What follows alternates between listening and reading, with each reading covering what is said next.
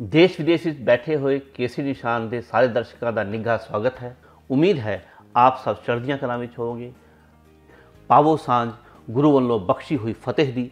वाहेगुरु जी का खालसा, वाहेगुरु जी की फतेह। तीजे घल्लूघारे की 37वीं वरेगंढ ते ऐतकी श्रोमणी गुरुद्वारा प्रबंधक कमेटी ने जून 1984 के दरबार साहिब ते हुए हमले दौरान शहीद हुई श्री गुरु ग्रंथ साहिब जी की भीड़ के दर्शन संगतां नूं करवाए। शुक्र है 37 साल बाद ही सही इसकी याद तां आई। हालांकि पंथक हलकियां विच श्रोमणी कमेटी का यह कदम सुहिर्दता नहीं बल्कि सियासी पैतरा ही मन्निया जा रहा है। उस दे पिछे कारण भी है। संगतां का सवाल भी वाजिब है कि जो श्रोमणी कमेटी अते उसके सियासी आका बरगाड़ी कांड के दोषियों को सज़ा नहीं दिवा सके, खुद श्रोमणी कमेटी वालों गायब हुए महाराज के स्वरूपों बाबत जिस कमेटी का रवैया ही सच्चाई ते पर्दे पाउण वाला अते ढीठता भरिया होवे, उसनूं अज 37 साल पहला शहीद हुए गुरु महाराज की याद किवें आ गई। संगत भी समझती है कि श्रोमणी कमेटी संगतां की सिंपथी लेना चाहती है, बादल धड़े की विगड़ी साख मुड़ बहाल करना चाहती है, इरादा सियासी बिसात मजबूत करन दा है। अज भी सिख संगतां मोर्चा ला के बैठियां हन। ना ही बरगाड़ी कांड विच न्याय मिलिया है, ना ही गायब हुए स्वरूपों का पता चलिया है। संगतां पुछ रही हन, आखिर श्रोमणी गुरुद्वारा प्रबंधक कमेटी गायब हुए 328 स्वरूपों बाबत सच्चाई सामने क्यों नहीं रख रही। जेकर वो कहती है कि स्वरूप गायब नहीं हुए तो दसदी क्यों नहीं कि यह स्वरूप गए कित्थे। दोषियों खिलाफ कानूनी कार्रवाई तो क्यों मुकर गई कमेटी। की है 328 स्वरूपों के गायब होने का सच सुनोगे तो हैरान रह जाओगे। कन यकीन नहीं करते, मन मनन नूं तैयार नहीं कि सिख भी अजिहा कर सकते हैं। आखिर की फर्क रह गया इन्हां प्रबंधकां अते नारायणू महंत विचकार।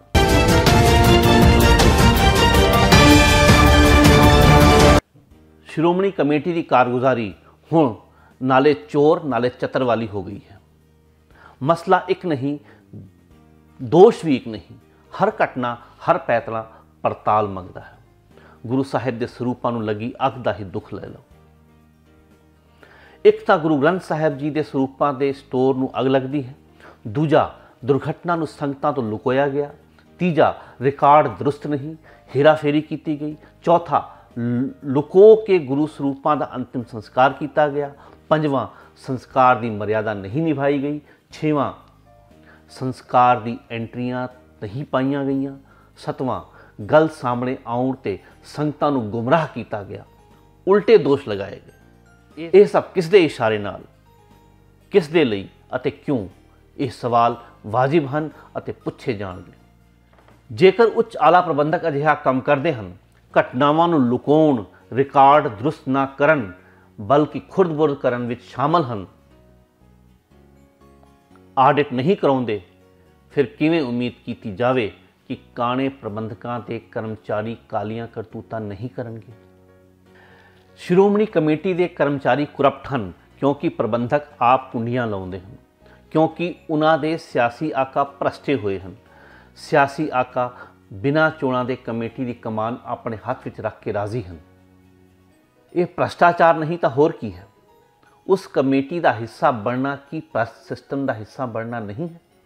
जेकर आडिट करने वाला भी वरियां तक हद दर्जे की घटिया अणगहली कर रहा होवे ते प्रबंधक उसका नोटिस भी ना लवे, तो एक गल स्पष्ट है कि सारा सिस्टम ही आपस में मिलगोभा है, एक दूजे का स्वार्थ पूर है।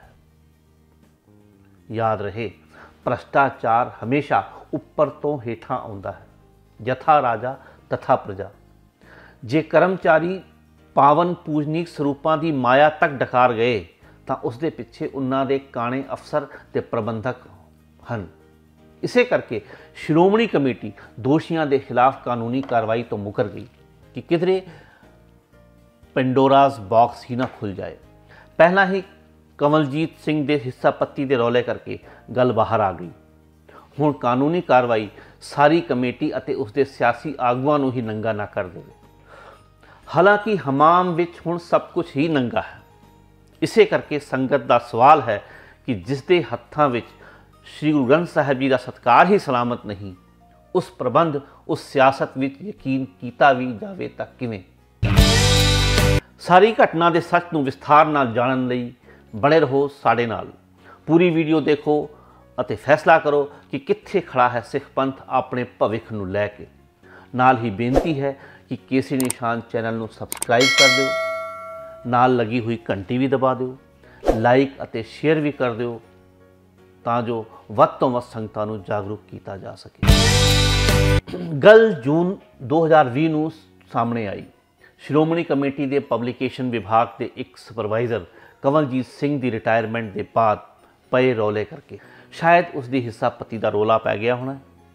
ਉਸਨੇ ਸ਼ਿਕਾਇਤ ਕਰ ਦਿੱਤੀ ਜਸਟਿਸ ਅਜੀਤ ਸਿੰਘ ਬੈਂਸ ਦੀ ਅਗਵਾਈ ਵਾਲੇ ਪੰਜਾਬ ਮਨੁੱਖੀ ਅਧਿਕਾਰ ਸੰਗਠਨ ਦੇ ਪਾਸ ਕਿ 19 ਮਈ 2016 ਵਿੱਚ ਗੁਰਦੁਆਰਾ ਰਾਮਸਰ ਅੰਮ੍ਰਿਤਸਰ ਵਿਖੇ ਬਿਜਲੀ ਦੇ ਸ਼ਾਰਟ ਸਰਕਟ ਕਰਕੇ ਲੱਗੀ ਅੱਗ ਵਿੱਚ 14 ਨਹੀਂ 80 ਸਰੂਪਾਂ ਨੂੰ ਨੁਕਸਾਨ ਪਹੁੰਚਿਆ ਸੀ। ਗੁਰਦੁਆਰਾ ਰਾਮਸਰ ਸਾਹਿਬ ਵਿਖੇ ਸ਼੍ਰੀ ਗੁਰੂ ਗ੍ਰੰਥ ਸਾਹਿਬ ਜੀ ਦੇ ਪਾਵਨ ਸਰੂਪਾਂ ਦੀ ਛਪਾਈ ਹੁੰਦੀ ਹੈ। ਖੈਰ, ਉਸਨੇ ਇਹ ਵੀ ਖੁਲਾਸਾ ਕੀਤਾ ਕਿ ਅਗਨੀਕਾਂਡ ਦੇ ਬਾਅਦ ਸਟਾਕ ਵਿੱਚ ਸਰੂਪਾਂ ਦੇ ਰਿਕਾਰਡ ਨੂੰ ਵੀ ਦਰੁਸਤ ਨਹੀਂ ਸੀ ਕੀਤਾ ਗਿਆ ਅਤੇ ਇਸ ਦੀ ਆੜ ਵਿੱਚ ਸ਼੍ਰੀ ਗੁਰੂ ਗ੍ਰੰਥ ਸਾਹਿਬ ਜੀ ਦੇ ਸਰੂਪ ਵੇਚੇ ਜਾਂਦੇ ਰਹੇ, ਜਿਨ੍ਹਾਂ ਦੀ ਮਾਇਆ ਕਮੇਟੀ ਦੇ ਖਜ਼ਾਨੇ ਵਿੱਚ ਜਮ੍ਹਾਂ ਨਹੀਂ ਸੀ ਕੀਤੀ ਜਾਂਦੀ। ਇਹ ਕਮੇਟੀ ਦੇ ਉੱਚ ਅਧਿਕਾਰੀਆਂ ਵੱਲੋਂ ਕੀਤਾ ਜਾ ਰਿਹਾ ਸੀ। ਉਸਨੇ ਕੁਝ ਨਾਂ ਵੀ ਦੱਸੇ ਜਿਨ੍ਹਾਂ ਵੱਲੋਂ ਦਿੱਤੀ ਜਾਂਦੀ ਕੱਚੀ ਪਰਚੀ ਦੇ ਆਧਾਰ ਤੇ ਉਹ ਸਰੂਪ ਅੱਗੇ ਦਿੰਦੇ ਸਨ।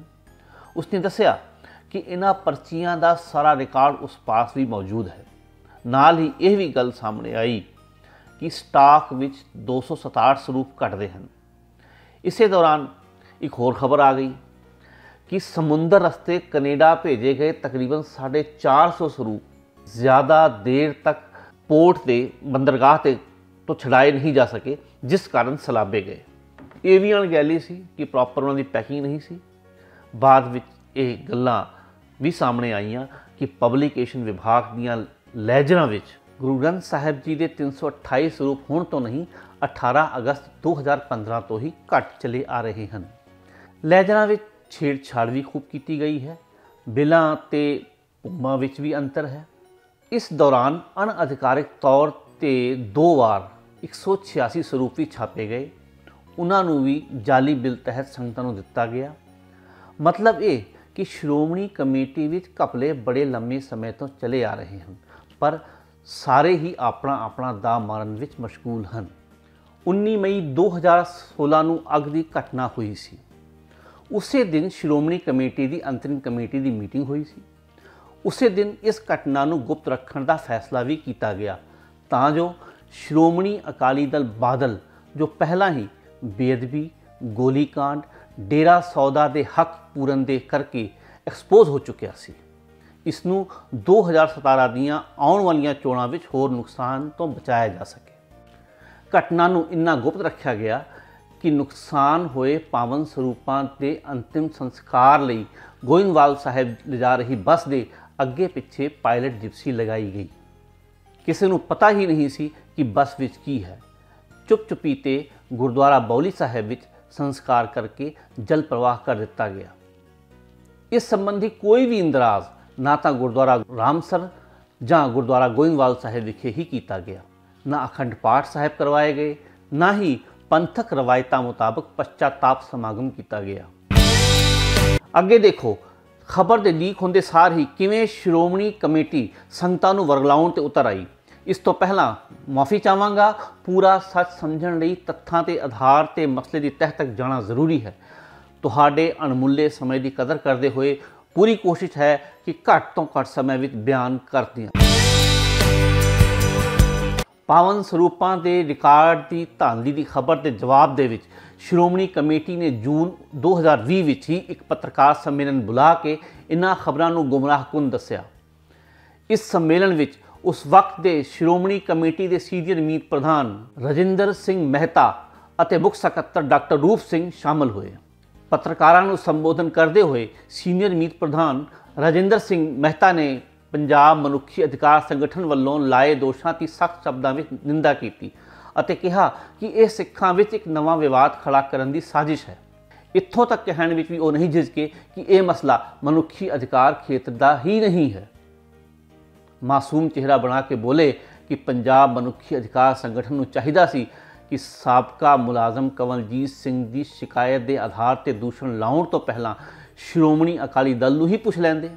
ਹਾਲਾਂਕਿ ਉਹਨਾਂ ਮੰਨਿਆ ਕਿ ਇਸ ਅੱਗ ਦੁਰਘਟਨਾ ਦੌਰਾਨ 14 ਸਰੂਪ ਅੱਗ ਲੱਗਣ ਅਤੇ ਪਾਣੀ ਦੀ ਬੌਛਾਰ ਨਾਲ ਨੁਕਸਾਨੇ ਗਏ।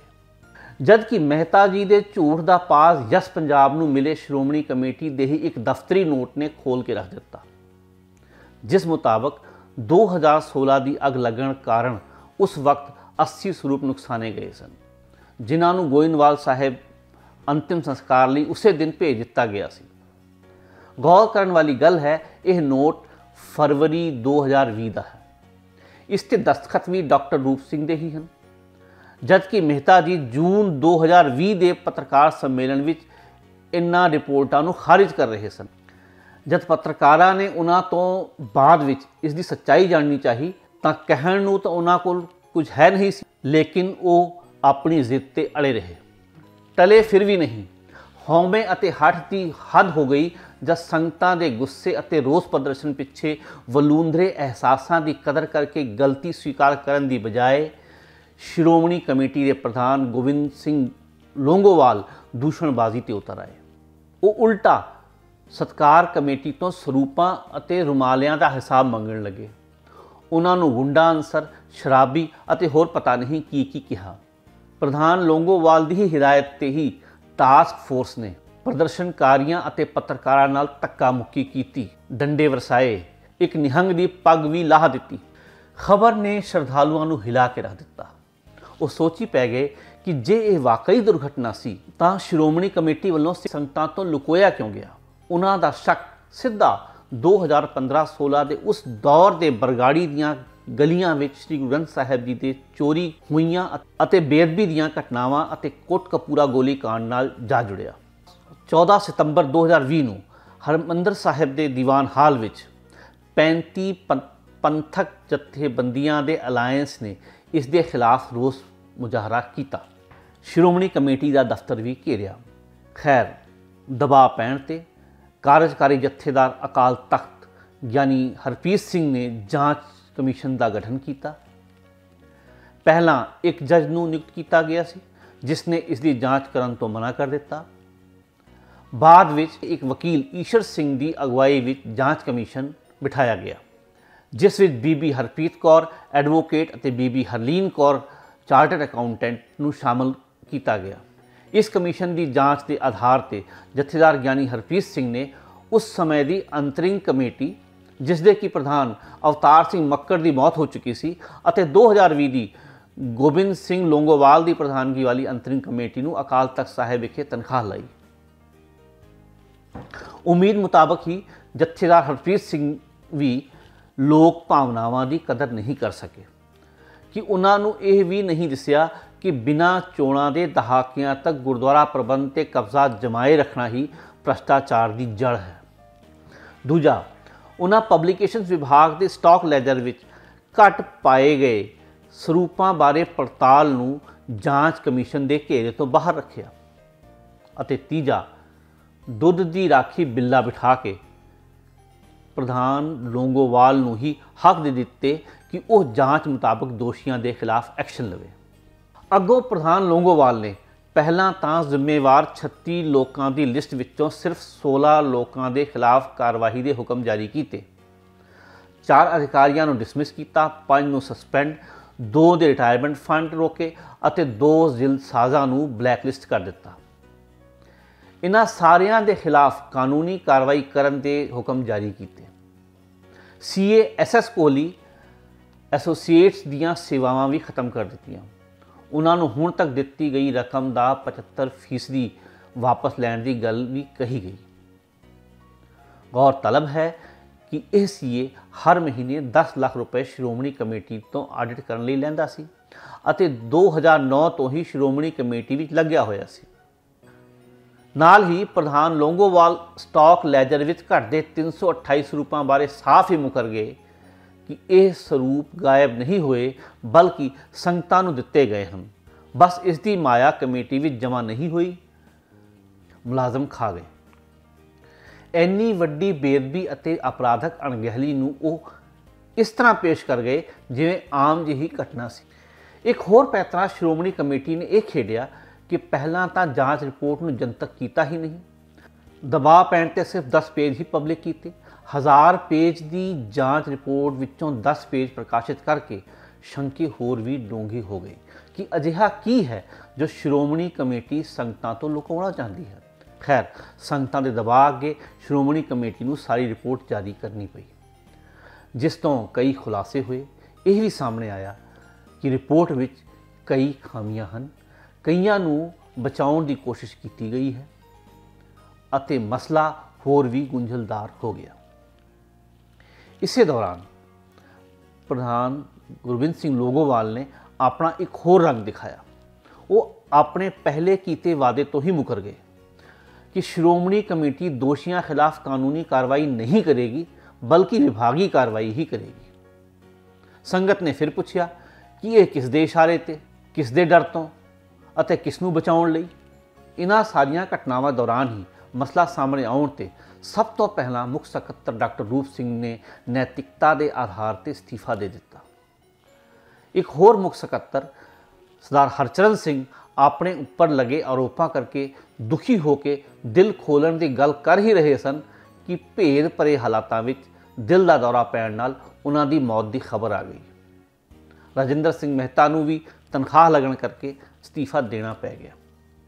अखीर इस दे बाद बीबी जागीर कौर की प्रधानगी हेठ नवी कमेटी बन गई, पर अज तक मसला उत्थे ही खड़ा है। आखिर श्री गुरु ग्रंथ साहिब जी के 328 स्वरूप कित्थे हैं, किन्ना हालातां विच हन, दोषियों खिलाफ आपराधिक मामला बनता है, पर यह कानूनी कार्रवाई कौन करेगा। इस तरह श्रोमणी कमेटी एक नहीं हर तरह के दोषों नाल घिरी हुई है। इसकी पारदर्शिता और कार्यशैली ते बड़े वड्डे सवालिया निशान खड़े हो चुके हैं। लोड़ है श्रोमणी कमेटी विच वड्डे पद्धर ते बहुपक्षी सुधार दी, सियासी पार्टियां दे गलबे नूं हटा के संगत दी सांझी कमेटी दी। मैं तो कहूँगा कि एक शायद कारपोरेशन म्यूनसिपल कारपोरेशन के दफ्तर में इन्नी करप्शन नहीं होएगी जिन्नी कि श्रोमणी गुरुद्वारा प्रबंधक कमेटी च। इन्हां दे मनां दे विचों ना जी गुरु का भय निकल चुके हैं जी। और टोटल सिस्टम पोलिटिकलाइज हो चुके हैं, टोटल सिस्टम पोलिटिकलाइज हो चुका है। नतीजा की है जी कि सेवादार तो लेकर के ऊपर सैकटरी तक जी, मैंबर तक, प्रधान तक ते प्रधाना दे पिछे जिहड़ी पोलिटिकल पार्टियां ने जी, इन्हां सारे दे दिलों दिमाग विच आएगा कि पैसे कित्थों बनाने ने, पैसे कित्थों बनाने ने। और वो पैसे दी दौड़ दे विच जी सारा कुछ सिस्टम हो रहा है। तां ही करके लंगर दे कपड़े सामने आ रहे ने, गोलकां दे कपड़े सामने आ रहे ने। तुसी एक नहीं कोई भी आइटम ले लोगे ਉਹਦੇ ਵਿੱਚ ਤੁਹਾਨੂੰ ਕਰਪਸ਼ਨ ਨਜ਼ਰ ਆਏਗੀ। ਸ਼੍ਰੋਮਣੀ ਗੁਰਦੁਆਰਾ ਪ੍ਰਬੰਧਕ ਕਮੇਟੀ ਦੇ ਓਵਰਆਲ ਸਿਸਟਮ ਨੂੰ ਚੇਂਜ ਕਰਨ ਦੀ ਲੋੜ ਹੈ।